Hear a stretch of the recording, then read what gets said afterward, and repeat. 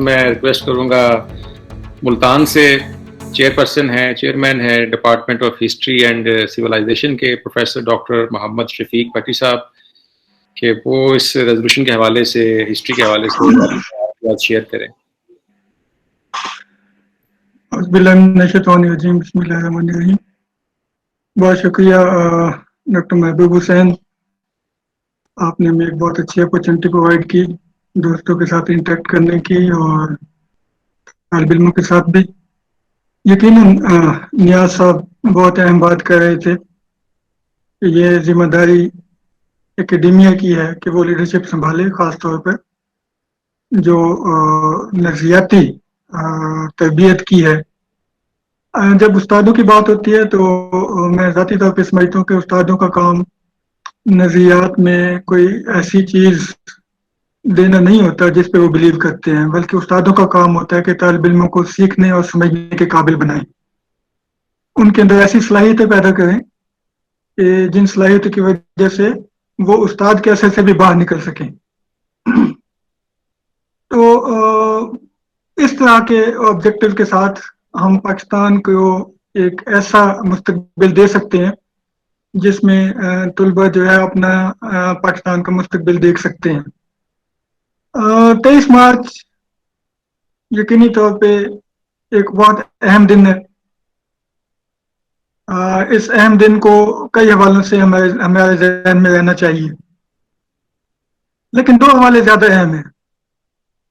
ایک حوالہ تو اس مسلم ول کے اظہار کا جو مسلم ول 1857 سے بہت پہلے سے ایک سیاسی ساورینٹی کی تلاش میں تھی. مسلمانوں کے سیاسی زوال کے دور میں جب مسلمان اپنے اقدار کے تحفظ کی جنگ لڑ رہے تھے, تو اس تحفظ کی جنگ میں جو اقدار ڈیولپ ہوئی, ان اقدار کو ایک مسلم ول کی شکل دینے میں 23 مارچ کا ایک اہم کردار. دوسرا حوالہ پاکستان بننے کے بعد کا ہے. میں تھوڑی سی بات دونوں حوالے سے کروں گا, زیادہ ٹائم نہیں لوں گا.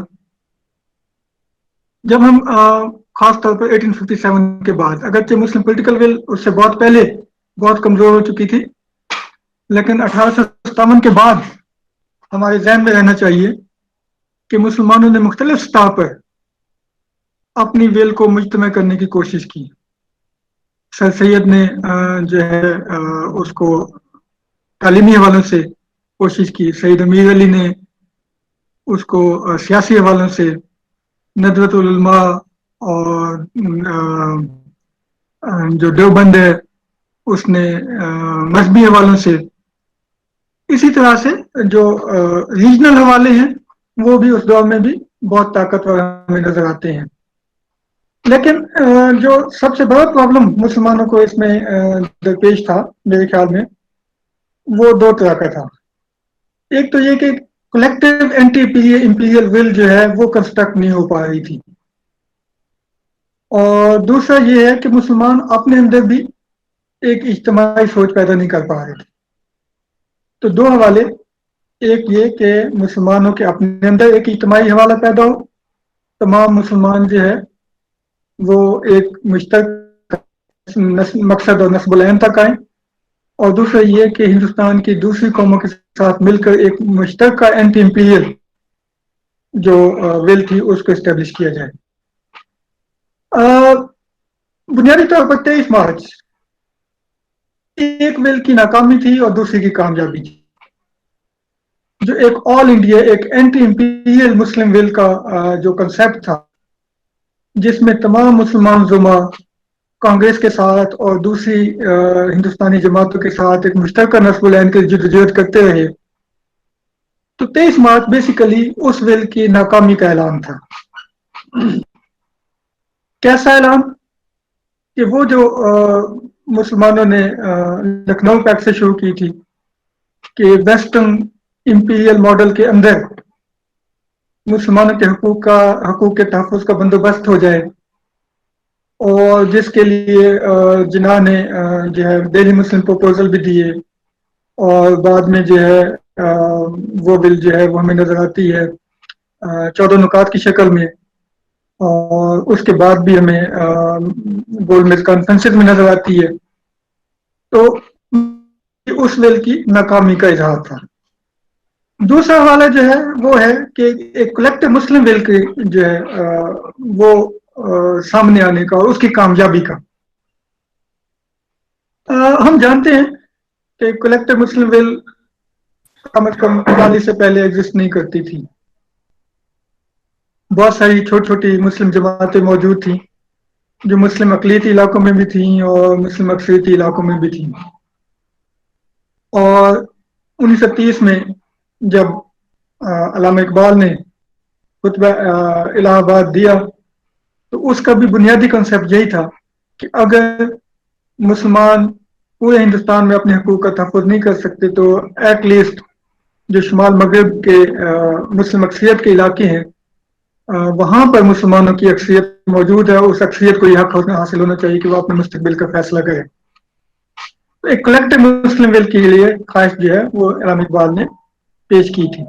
لیکن میرا ذاتی خیال یہ ہے کہ علامہ اقبال کی تجویز جو ہے وہ اس وقت ایک آل انڈیا جو کنفیڈریشن کا کنسیپٹ تھا یا فیڈریشن کا کنسیپٹ تھا اس کے لیے ایک بارگیننگ اپلیکیشن تھی کہ اگر مسلمانوں کے مفادات کا تحفظ نہیں ہوا تو مسلمان اس طرح کے مطالبہ بھی کر سکتے ہیں.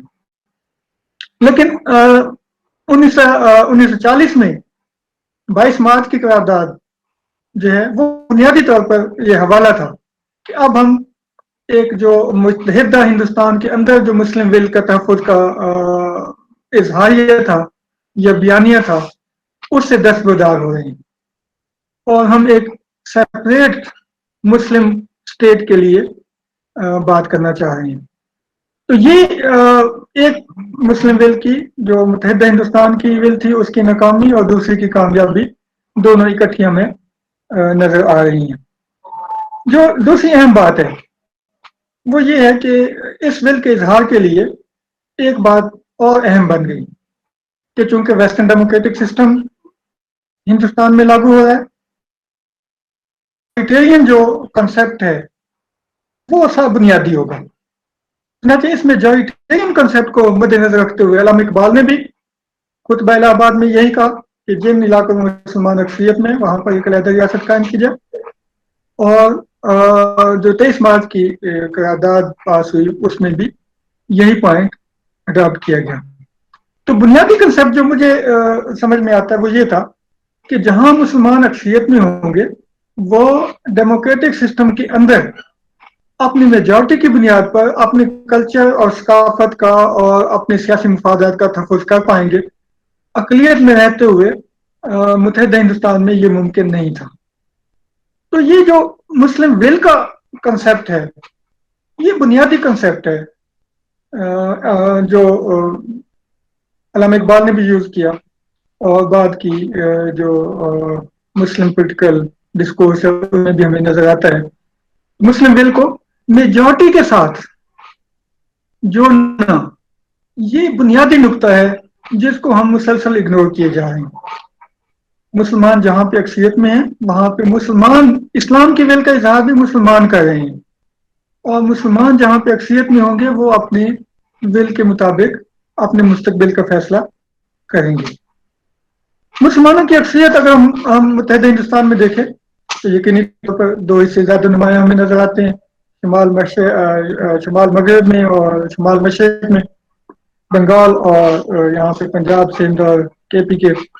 لیکن تعداد پاکستان کے لیے شمال مغرب کا جو چناؤ ہے وہ اس سے بھی زیادہ اہم ہے. اس کی اہمیت کئی حوالوں سے ہم دیکھ سکتے ہیں. ایک اہمیت جو بنیادی ہے جس کو علامہ اقبال نے بھی مینشن کیا اور جس کی وجہ سے علامہ اقبال نے شمال مغرب میں جو مسلم اسٹیٹ ہے اس کو زیادہ اہم اور وائبل سمجھا، وہ یہ تھا کہ اس شمال مغرب میں مسلمانوں کے ساتھ جو منسلک مسلم ریاستیں ہیں وہ مسلمانوں کا سپورٹ بن سکتی ہے اور یہاں سے مسلمان ایک باقاعدہ سیاسی اتحاد کا حصہ بن سکتے ہیں.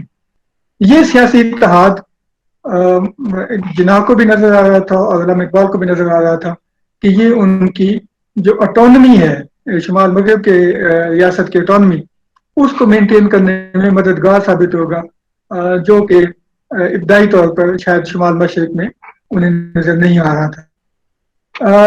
दूसरा जो अहम हवाला है वो ये है कि शुमाल मगरब में जो मुसलमानों की दो बड़ी रियासतें जो बाहम मुंसलिक भी समझी जा सकती हैं वो ऑलरेडी मौजूद थी।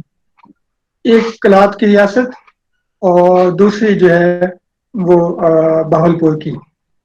ये दो रियासतें जो है ये मुसलमानों की एक इस्लामी स्टेट का भी इजहार थी कि मुसलमान इस इलाके में इंडिपेंडेंट स्टेटस अक्सरियती इलाकों में इंडिपेंडेंट स्टेटस का शऊर रखते हैं और अगर इसके साथ दूसरे इलाके भी शामिल हो जाएंगे तो ये एक ज्यादा वायबल एलिमेंट बन सकेगा।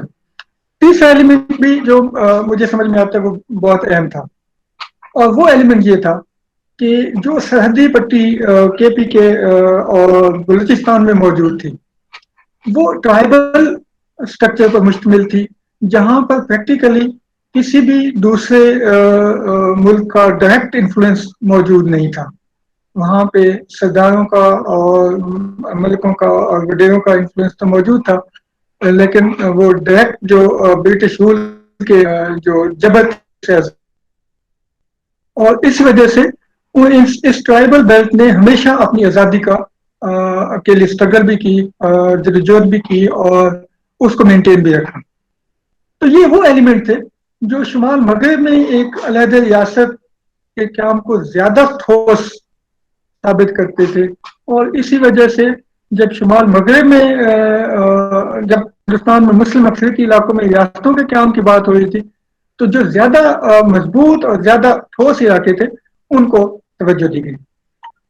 ये तवज्जो एक और हवाले से ज्यादा अहम नजर आती है और वो ये है कि 37 के इलेक्शन में मुसलमानों ने बड़ी स्ट्रगल की, खास तौर पर जो मुस्लिम लीग है उसने बड़ी स्ट्रगल की, लेकिन उसके सियासी नताइज सामने नहीं आए और 37 के इलेक्शन में मुस्लिम लीग जो है वो ज्यादा सीटें हासिल नहीं कर सकी।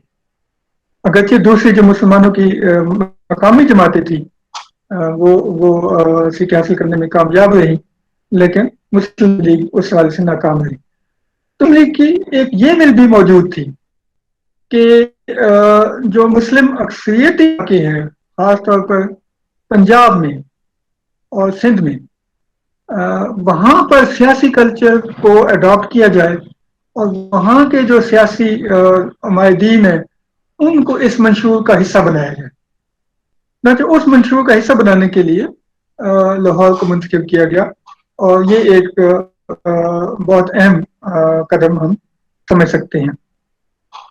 तो मुस्लिम मेजॉरिटी एरियाज जो हैं वेस्टर्न साइड पे उनको फोकस करना इस बात की दलील थी कि जो स्टेट शुमाल मगरब में बनेगी वो ज्यादा वायबल होगी, ज्यादा कनेक्टेड होगी उस मुस्लिम स्टेट के साथ जो ट्यूनिस मुस्लिम कल्चर के साथ जो ट्यूनिस से शुरू होता है और अफगानिस्तान हुआ और हिंदुस्तान के साथ शामिल होता है। तो ये हवाले जो है इनको हाईलाइट करना जो है बहुत अहम था। तो यही वजह है कि जो पंजाब है वहां पे मुस्लिम लीग की स्ट्रगल ज्यादा अहम थी और हम देखते हैं कि जिस वक्त लखनऊ पैक्ट हुआ उस वक्त से भी पंजाब से मुखालफत की आवाजें हमें नजर आती हैं जो मुस्लिम आइडेंटिटी को छोड़ने की मुखालफत करती हैं। इसी तरह से जब दिल्ली मुस्लिम प्रपोजल की बात हुई तो उस वक्त भी जिन्ना की मुखालफत करने वाले सबसे ज्यादा पंजाब से सामने आए। सर शफी ने उसकी मुखालफत की। इसका मतलब क्या था कि वो मुस्लिम आइडेंटिटी को और मुस्लिम स्टेट को शुमाल मगरब में ज्यादा ठोस शक्ल में देख रहे थे और उसको किसी सूरत में भी छोड़ना नहीं चाहते थे। और इसी की जो कंटिन्यूटी थी वो हमें इकबाल में भी नजर आती है। ये अल्लामा इकबाल ने भी 1930 के खुतबा इलाहाबाद में बाकायदा तौर पर शुमाल मगरब में एक अलहदा मुस्लिम रियासत के क्याम की निशानदेही कर दी। कॉन्सेप्ट उनके मेरा ख्याल में उनके जहन में बहुत क्लियर था کہ جتنے بھی متحدہ ہندوستان کے پروپوزل آئیں گے اس میں جو مسلم میجورٹی اور مستقبل میں یہاں پہ ایک اسٹیٹ کا قیام ہے وہ کمپرومائز ہوگا. اچھا پنجاب کا جو مقدمہ ہے وہ اور بھی اہم ہو جاتا ہے کہ پنجاب کی آزادی کے ساتھ ہی بلوچستان بھی جو ہے اور کے پی کے بھی جو ہے. بہت کم ایسا ہے. ظاہر کشمیر بھی اس کا حصہ سمجھا جانا چاہیے ہمیں. کشمیر بھی مسلم میجورٹی علاقہ تھا. تو کشمیر اور پنجاب مل کر کے پی کے کو جو مین اسٹریم متحدہ برٹش انڈیا تھا اس سے بھی علیحدہ کر رہے تھے. لہذا پنجاب جو ہے وہ ایک بنیادی بیٹل گراؤنڈ بن گیا کہ جہاں پر اگر مسلم ول کی تشخیص ہو جاتی ہے تو اس تشخیص کی بنیاد پر اور اس کلیکٹیوٹی کی بنیاد پر بلوچستان اور کے تو آٹومیٹیکلی جو ہے اس ول کا حصہ بن جاتے ہیں. وہ انڈیپینڈنس کی طرف چلے جائیں گے. اور سندھ اگر ممبئی سے علیحدہ ہو گیا 1901 میں تو اگرچہ اس کی متحدہ برٹش انڈیا کے ساتھ سرحد کنیکٹ ہوگی لیکن لازمی طور پر دریائے سندھ تو بہرحال ایک بڑی جو ہے وہ سرحد کے طور پر ہمیں نظر آتا ہے. تو یہ ساری چیزیں جو ہیں یہ مل کر ایک اظہار کر رہی تھی جو 23 مارچ 1940 کو پریزنٹ ہوئی. اس بل کا جو اہم پوائنٹ ہم پھر وہیں جائیں گے واپس. اس بل کا نقطہ تھا وہ تھا کہ مسلمانوں کو حق حاصل ہو کہ وہ اپنے فیصلے خود کریں. اور اسی وجہ سے جب پاکستان کا پہلا آئین بنا تو 23 مارچ یوم جمہوریہ تھا. جمہوریہ کا مطلب ہم سمجھتے ہیں کہ قانون سازی کا فیصلہ سازی کا حق عوام کا ہے. اور میرے خیال میں 23 مارچ جو ہے وہ یوم جمہوریہ کے طور پر ہی ہمیں منانا چاہیے جو ایک جو آزادی کی جدوجہد تھی اس میں بھی مسلم ول کو ریپرزینٹ کر رہا ہے اور پاکستان بننے کے بعد بھی جو پاکستان کے عوام کی ول کو ریپرزینٹ کر رہا ہے. اور میں اس حوالے سے پوری قوم کو مبارکباد بھی دوں گا. جذبہ جو مسلم کا ہے اور اس وہ ہمیں مستقبل کی طرف لے جائے گا. میں سمجھتا ہوں ہم مسلم ول کے کنسیپٹ کو اور پاکستان کے عوام کے ویب کو جمہور کے کنسیپٹ کو ایکسیپٹ کر لیں تو ہم ایک کلیکٹیو پاکستانی ویل کی طرف جائیں گے جو پاکستانی ویل جو ہے وہ مستقبل کے چیلنجز کا سامنا کرنے کے قابل ہوگی.